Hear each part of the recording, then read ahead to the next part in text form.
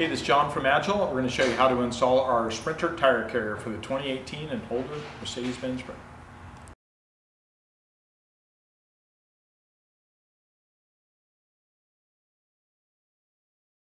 First thing you're going to do is you're going to remove the door panel, which we've already done on this one. All the Sprinters are different. This one just has a factory panel, and then we've used these panel poppers. You get them in different lengths. Good tool to have, okay? So we're going to set that aside. If you have just a bolt-on panel, it can be unbolted. Now you're going to go in and you're going to remove the magnet in the back. So a lot of times this stuff will be a lot easier when you're doing two people, but just take this guy right here, pop it out, and your magnet's gone off. Now the next step you're going to do is you're going to install this piece on the inside of the door, and you're going to install the idler arm on the back. Now the idler arm's got a short end and a long end. We want this long end going inward, okay? Don't worry about the positioning of any of this stuff. When you get it, there's going to be an aluminum washer and like a rubber washer. That's going to go on the outside of protecting the paint, okay? Have somebody hold this from the outside, holding it in, and then you're going to tighten it down from the inside. And we've got a double nut set up here. This is going to be a 19mm 3/4. So when they hold it, I'm going to pop this guy here.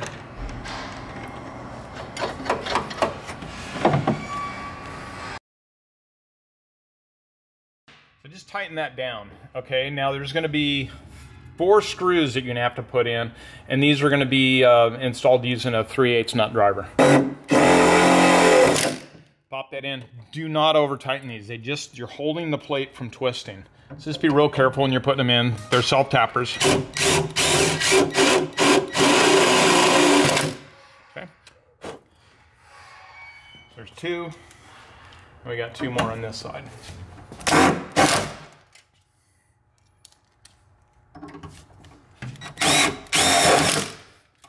Okay, so now we've got our 4 self-tappers in that we've installed with our nut driver. We're just going to tighten down this 19 here. Again, make sure you can always have somebody on the outside, make sure it's not twisting. Just tighten that down, keep in mind there's a rubber washer on the other side. And now we're going to double nut it. So there's going to be a thick nut, which you're using up against the washer, and then you're going to put in this thin nut, okay?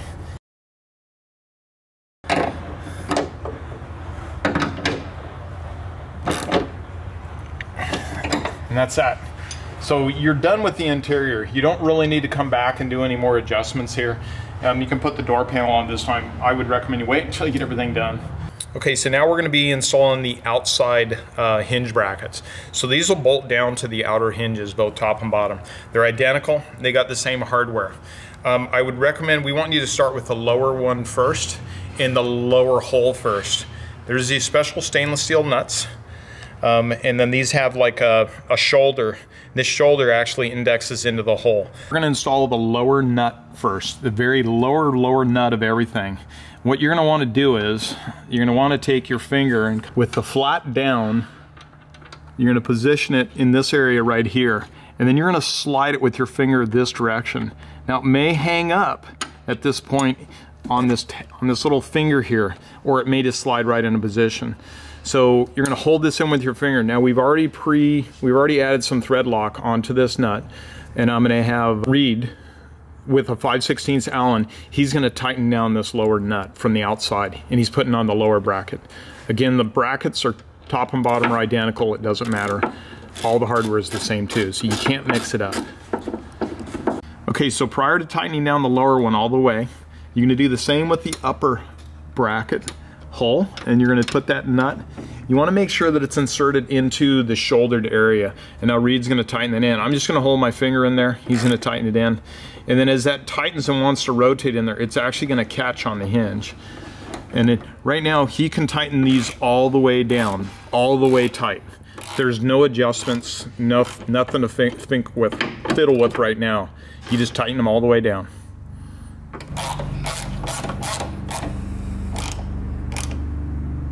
We're doing the upper hinge now. The upper hinge is a little bit easier. It's a little bit more open. So I'm just going to start with the lower one. Reed's going to tighten it in. And then before he gets that all the way tight, we're going to position the other one. Okay.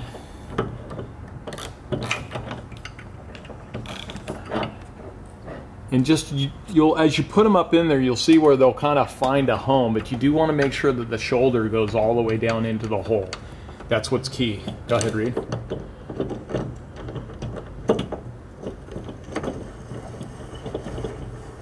And be careful not to cross thread them. It'll be difficult to cross thread them, but just line them up.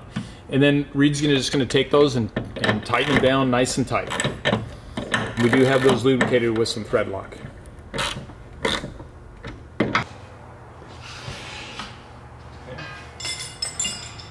So we need 5/16,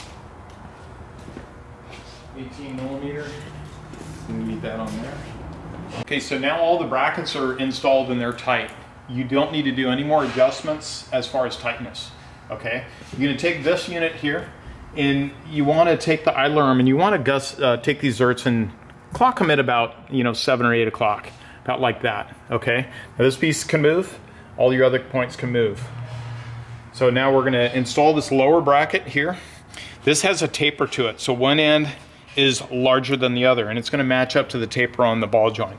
So take it obviously with the bigger end up, take this and tighten this down. You can go ahead and snug this down pretty tight. It will want to pivot on you, so at one point you're just going to stop. You won't get it to its final torque back. Now that we've got the bottom mount torqued somewhat, okay, now we're going to position the carrier into place. So you're going to want to position it up here first, and then come into here secondary, and then lay it down into here third. So it's best to have somebody help you through this whole process. So we're going to put this in here, tie it in there. I'm going to come in here and grab that and nestle it in there. Now Reed's going to go ahead and tighten up the top nut. So now we're going to tighten up this, put on the nuts here, and then we're going to put on this lower mount. Do not tighten down this lower mount. This lower clamp is going to be the very last thing. But we'll go ahead and install these here and just keep them from the piece rotating, okay? But this clamp, we're going to tighten down the very, very last thing. Now we want to get the idler arm tightened down. There's going to be a washer, a thick nut, and these are 19 millimeter or 3/4. You can use either.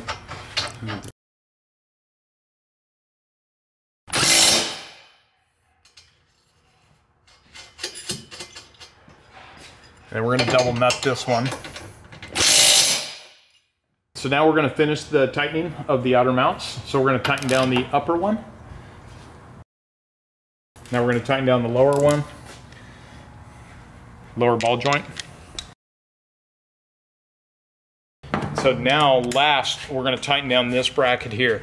With this bracket being infinitely adjustable, we can actually put the load of the rack on both ball joints identical pressure. So one hinge isn't carrying more load than the other. And that's kind of key to this whole rack with that infinite adjustment. You notice how we were able to tighten down everything tight, and then that last piece you adjust. And that's what's key to it. And your rack's installed. We'll finish it off with a few caps, and then we'll show you how to put the wheel on. Now you're just going to finish off things. We're going to include some plastic caps. They cover up the hardware, all your exposed hardware. So you got your lower ball joint. You got this guy right here. And then we got the upper ball joint. Okay, so now it's time to mount your wheel. The way that our adapter is set up is this is just like factory Mercedes. These are 14 millimeter threaded into the plate. There's a pin that helps you align it. If you scratch up this pin, don't worry about it. The pin's actually stainless steel underneath there. It's going to get scratched from you sliding your wheel on it. So you can take your wheel and slide into position. And whether you're running a factory alloy wheel, you're running an aftermarket wheel, or you're running a factory steel wheel, all this hardware will just thread right in. Now if you're running a rip kit and you're using our studs, what we'll do is we'll put in a bolt from the back side, and this allows us to simulate the stud. And that's what we're going to do on this one here. So we're going to take this bolt and we're going to run it in from the back side, and we'll do 3 of them here. If this is an option you want to do, just let us know. We can supply you the bolts. This vehicle has a rip kit, so we're actually going to use some different hardware. And this is a locking, this is a splined 14mm lug that we use for our rip packages. Okay, and then there's the key. This one's by Gorilla. So what we did is we put our bolts in and it's prepped. We put some anti-seize on there. I'm gonna have Reed throw this wheel on there. The wheel and tire we're putting on, this is a 255/80 17. Probably weighs about 93 pounds, and our rack comes in fairly light. It's under 27 pounds, I believe, for everything. That's hardware and everything. So we don't recommend much more than that. Adding anything in addition to this, such as like a ladder or a gas tank or something, we're really going to deter you from doing that. We can't stop you, but keep in mind, this is all that we recommend you use these for, just the tires. So Reed, why don't you pop that thing over here and we'll get up on there.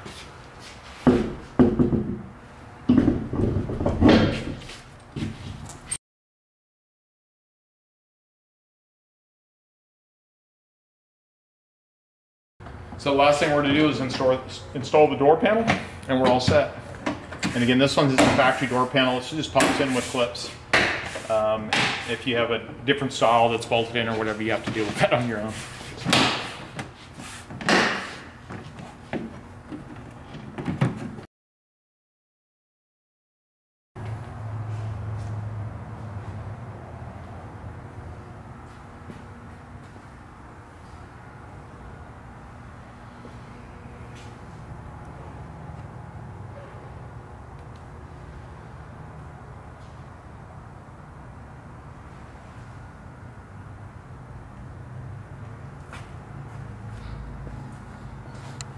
Right, so now you can see the tires installed.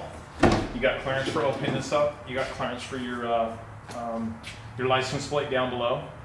And you can open this up, nice and easy.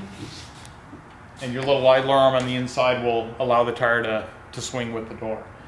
So just be careful. There's a few things you got to watch out for. If you're in a parking situation, the door is mounted up. You have the weight of the tire on there. So you really need to be prepared for the tire to swing closed on you. So be careful in that aspect. And also when you close the door, don't just take the doors and sling them shut like this. You got a lot more weight on there. So you want to kind of use your arm as a shock absorber as you're, when you're closing the door. And just close the door like that. The tire rack's actually really, really solid, and we just don't want you to tear up the door from closing it. When you're going down the road, the load will be on the hinges, and the idler arm will just basically be holding the tire in place. There's not a whole lot of fore and aft movement. It's mainly up and down.